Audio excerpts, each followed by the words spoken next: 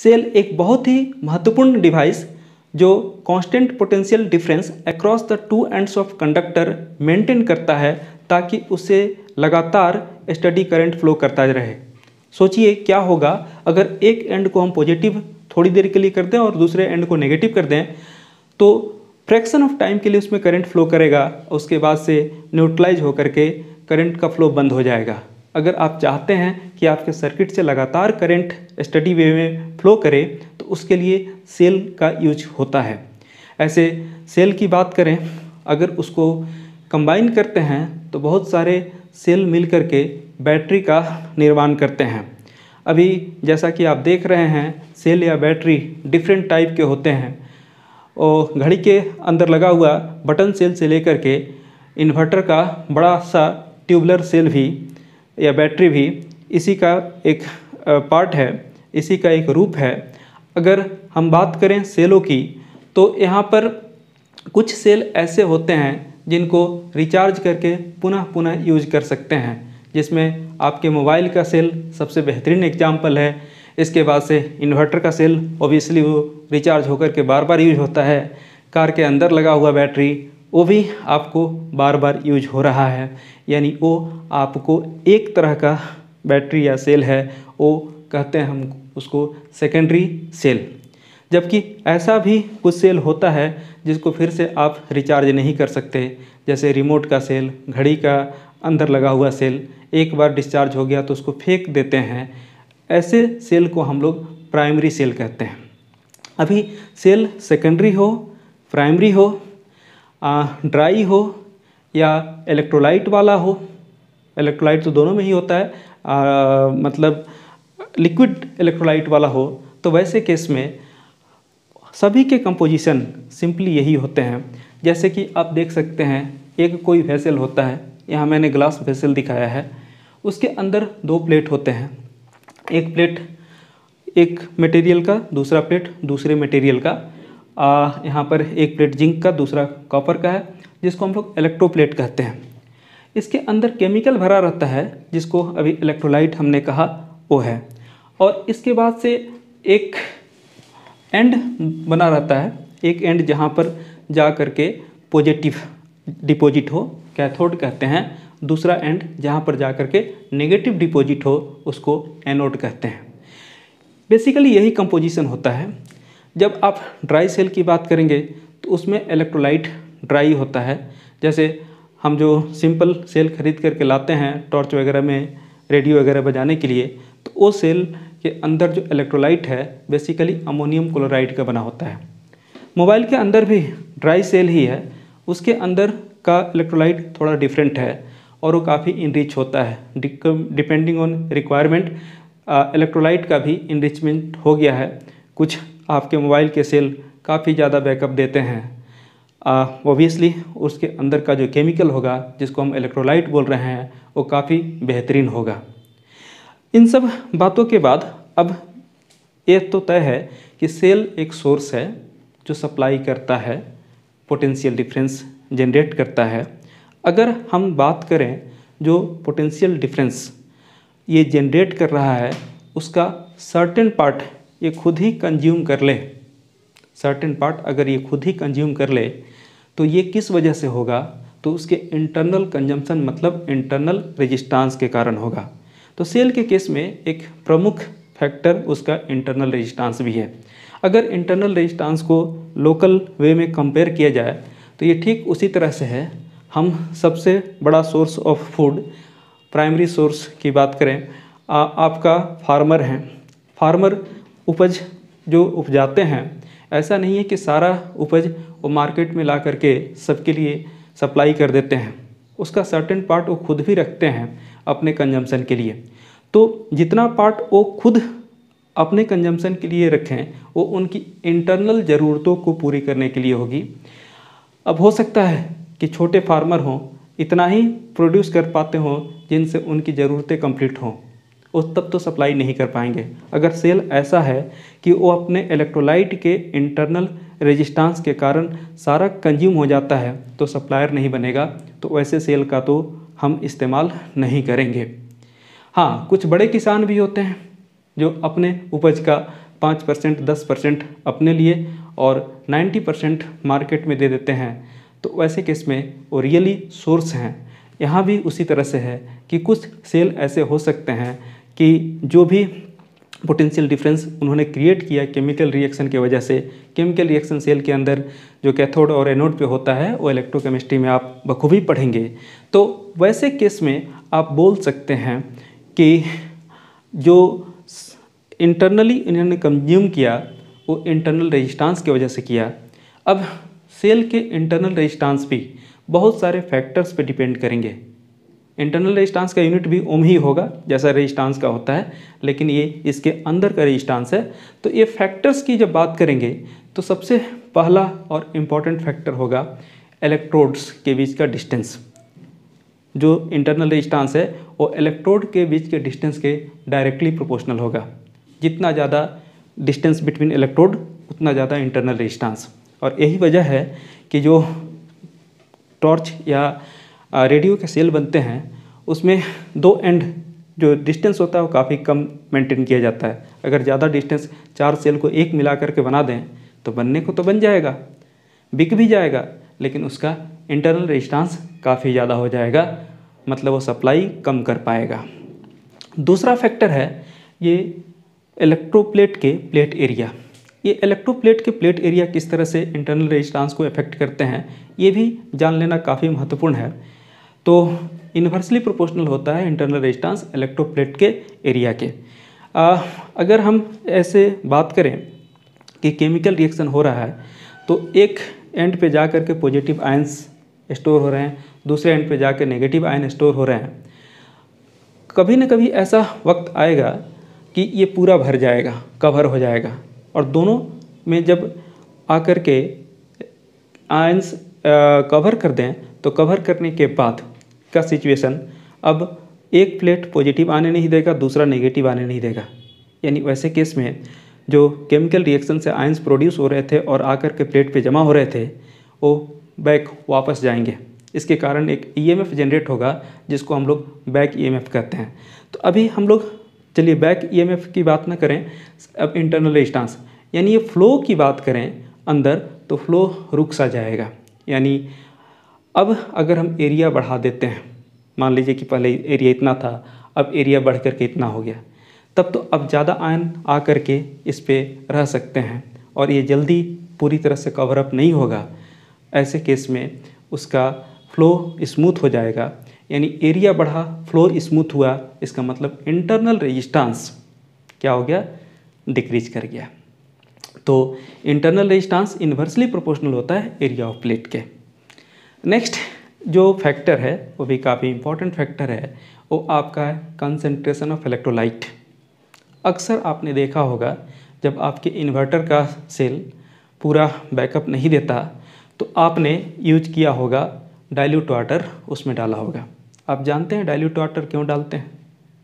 जी हाँ, उनके अंदर जो केमिकल है उसका कंसंट्रेशन ज़्यादा हो गया है और कंसंट्रेशन ज़्यादा होने की वजह से इंटरनल रेजिस्टेंस बढ़ गया है।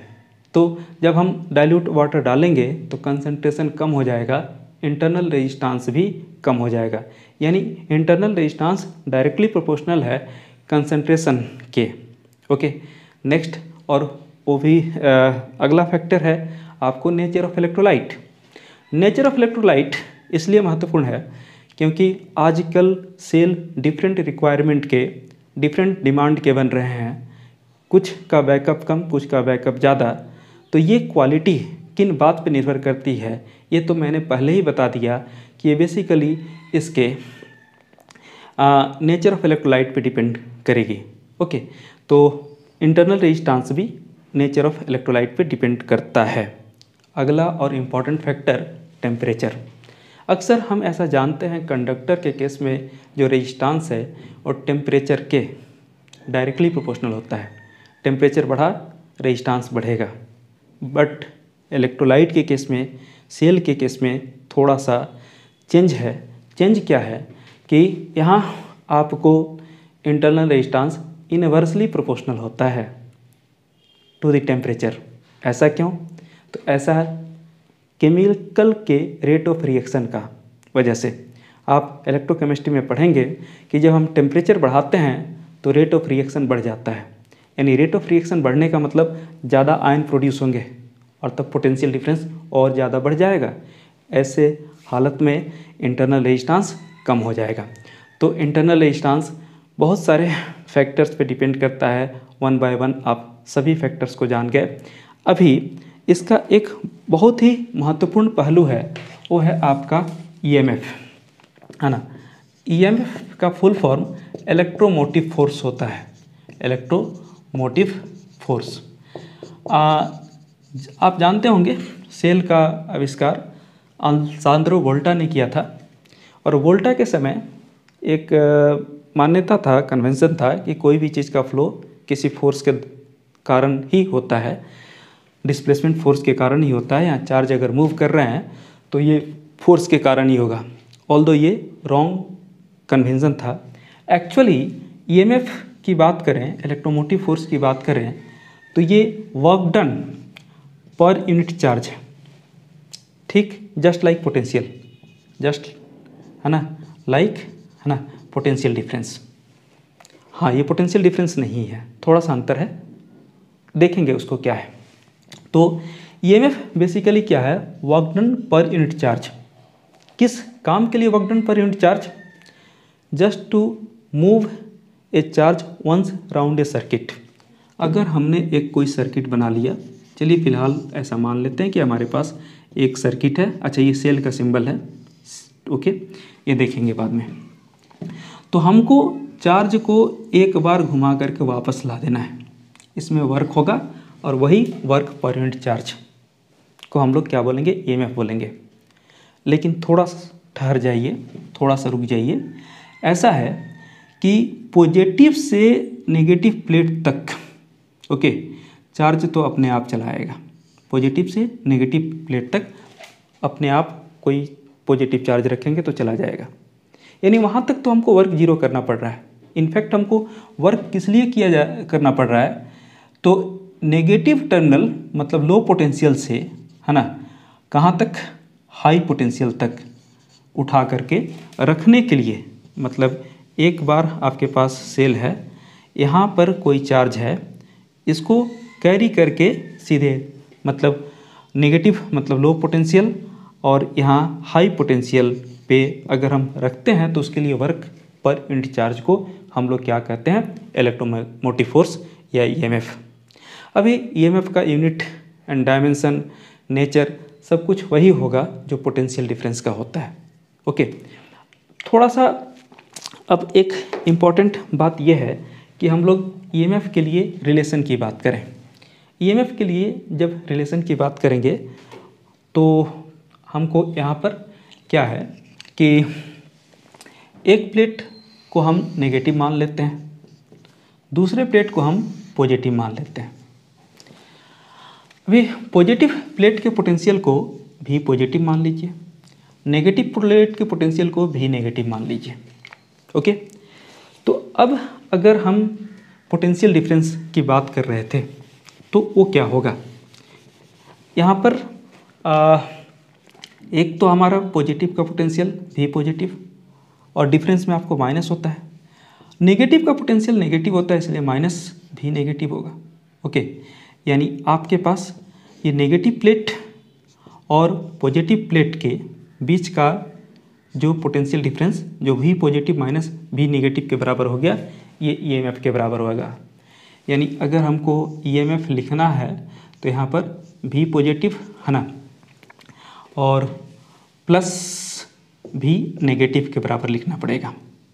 अभी एक और बात, अगर हम इस जगह पे पॉइंट मान लें ए और इस जगह पे बी, तो ऑब्वियस है कि भी पॉजिटिव यहाँ से यहाँ तक का पोटेंशियल डिफरेंस ये भी पी ए कहा जाएगा, और भी नेगेटिव मतलब यहाँ से यहाँ तक के पोटेंशियल डिफरेंस को भी, है ना, क्या कह सकते हैं, एन बी कह दीजिए। ये हो गया रिजल्ट। अब एक और बात यहाँ सीख ली जाए, बहुत इम्पोर्टेंट, बहुत महत्वपूर्ण, कि अगर कभी आप इसके साथ एक बाहर का रेजिस्टेंस जोड़ दिए तब क्या होगा। बाहर एक रेजिस्टेंस जब आपने जोड़ दिया R, तब क्या होगा। हमने बताया था सेल के इलेक्ट्रोलाइट के अंदर भी एक रेजिस्टेंस है, इंटरनल रेजिस्टेंस स्मॉल r से डिनोट करेंगे। तो अब अगर हम पोटेंशियल डिफरेंस की बात करते हैं P से लेकर के N तक, तो उसको क्या लिखेंगे, V PA plus V AB plus V BN, okay, V BN।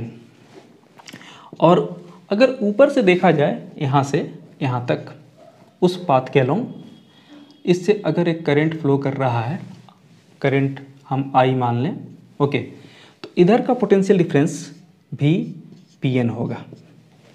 मतलब P से N तक का पोटेंशियल डिफरेंस भाया उस पाथ हमको ये भी PN मिला, और भाया इस पाथ हम देखें तो ये पोटेंशियल आपको इतना मिला, ओके। अब चलिए हम बारी बारी से लिखना शुरू करें। VPN ओम्स लॉ के हिसाब से यहाँ पर पोटेंशियल डिफरेंस क्या होगा, तो ये I इंटू R होगा, ओके। यहाँ पर हम लोग VPA और VBN को पहले लिख लेते हैं, ये P और N के बीच, और साथ ही साथ अंदर इलेक्ट्रोलाइट है उसके अंदर के भी पोटेंशियल डिफरेंस की बात करें। अब देखिए इस सर्किट में जो करंट फ्लो कर रहा है कुछ ऐसा, लेकिन अगर इलेक्ट्रोलाइट के अंदर करंट की बात करें तो इलेक्ट्रोलाइट के करंट अपोजिट फ्लो करेगा। जैसा कि आप देख रहे हैं इलेक्ट्रोलाइट के बाहर करंट कहाँ, P से N की तरफ, और इलेक्ट्रोलाइट के अंदर जो करंट है N टू P की तरफ, ओके। तो इस तरह से अगर ये I पॉजिटिव है, सेम करंट ही फ्लो करेगा, सेम करंट ही फ्लो करेगा, तो ये अंदर का I हमको नेगेटिव लेना पड़ेगा। यहाँ से यहाँ तक का तो आपको मैंने E लिखा है ना। अच्छा, ये E थोड़ा सा स्पेशल सिंबल है। ये स्पेशल सिंबल इसलिए है क्योंकि अगर कैपिटल E से डिनोट करते हैं तो कन्फ्यूजन हो जाएगा इलेक्ट्रिक फील्ड का, क्योंकि दोनों चैप्टर काफ़ी क्लोज हैं, एडजेसेंट हैं। पिछले चैप्टर में आपने इलेक्ट्रिक फील्ड पढ़ा था, अभी आप EMF पढ़ रहे हैं, तो E को ही थोड़ा सा स्टाइलिश लिखते हैं, वो EMF नोटेशन यही है। और यहाँ पर भी AB जब लिखना हो तो देखिए यहाँ करंट तो I है और रेजिस्टेंस कितना है, स्मॉल r है, ओके। और चूँकि अपोजिट में करंट है तो ऐसा। और एक बात और मालूम है कि पोटेंशियल डिफरेंस को V से लिखने का एक प्रचलन है, तो यहाँ पर V is equal to E minus IR, एक बहुत ही इम्पॉर्टेंट रिलेशन आपको मिल गया। इस रिलेशन से अब हम लोग आगे बढ़ सकते हैं। तो होप सभी चीज़ें आपको क्लियर हो गई होंगी। हाँ, अब एक बात और यहाँ पर कहनी है कि अगर सेल को सिंबल में दिखाना है तो कैसे दिखाएंगे। यही सेल को अगर सिंबल दिखाना है तो कैसे दिखाएंगे, तो कोई भी सेल का जो सिंबल होगा, ओके, क्योंकि ये तो डायग्राम हमने बनाया है, ये भी डायग्राम बना करके दिखाने की कोशिश की है। तो अगर हम सेल के सिंबल की बात करें तो पॉजिटिव को एक बड़े लाइन से, नेगेटिव को एक छोटे लाइन से, ये काम तो आपने क्लास 10th में भी किया है। अब एडिशनल यहाँ पर क्या है, तो एडिशनल यहाँ पर ये है कि ये जो रेजिस्टेंस है इंटरनल, इसके साथ एसोसिएटेड दिखाना पड़ेगा। और अब अगर आप एसोसिएटेड दिखाएंगे तो ये ऐसा, ये सिंबल हो गया इंटरनल रेजिस्टेंस का, ओके। एक बात और है कि अगर आप ऐसा दिखाते हैं कि ये ओपन सर्किट है, यहाँ पर हमने सर्किट को क्लोज नहीं किया, तो सर्किट को क्लोज करने के बाद से करंट ख़त्म हो जाएगा, मालूम है। सर्किट को ओपन करने के बाद से, है ना, ओपन करने के बाद से करंट ख़त्म हो जाएगा, और करंट अगर ख़त्म हो जाएगा तो ये टर्म ख़त्म हो जाएगा। ऐसे केस में इंटरनल रेजिस्टेंस का कोई यूज नहीं है, ऐसे केस में इंटरनल रेजिस्टेंस का कोई यूज नहीं है। तो EMF ऑफ सेल सीधे सीधी बोलें तो पोटेंशियल डिफरेंस के बराबर भी होगा। इस पोटेंशियल डिफरेंस को टर्मिनल वोल्टेज भी कहते हैं। क्लोज सर्किट अगर है, क्लोज है, तब हम टर्मिनल वोल्टेज बोलेंगे, और ओपन सर्किट में जो दो एंड के अक्रॉस पोटेंशियल डिफरेंस है, बेसिकली N और P के बीच में, वो EMF ऑफ सेल कहलाएगा, ओके। अब बात आती है सेल के नेचर की। तो सेल बेसिकली दो तरह के, एक तो आइडियल सेल और दूसरा नॉन आइडियल सेल। अगर ये सेल आइडियल है, ओके, तो इसका इंटरनल रेजिस्टेंस नहीं होगा, सिंबल सीधे ऐसे दिखाएंगे। यानी क्लास 10th में जो सिंबल दिखा रहे थे हम लोग वो बेसिकली आइडियल सेल का था। अच्छा, कभी कभी ऐसे भी लिखा जाता है इकोमार, मतलब इंटरनल रेजिस्टेंस का सिंबल तो ड्रॉ नहीं किया हुआ है लेकिन आर वहाँ मेंशन है, मतलब उसका इंटरनल रेजिस्टेंस है। ठीक है, तो क्लास 10 तक काफ़ी नॉर्मल कंडीशन था। यहाँ पर सेल के इंटरनल रेजिस्टेंस को भी इंक्लूड कर लिया गया है। सेल के फीचर्स सभी अब आ गए हैं, तो इस सिंबल का इस्तेमाल आगे चल करके होगा, या तो इकोमार लिखा रहेगा और नहीं तो ऐसा सिंबल दे करके यहाँ पर आर लिखा रहेगा।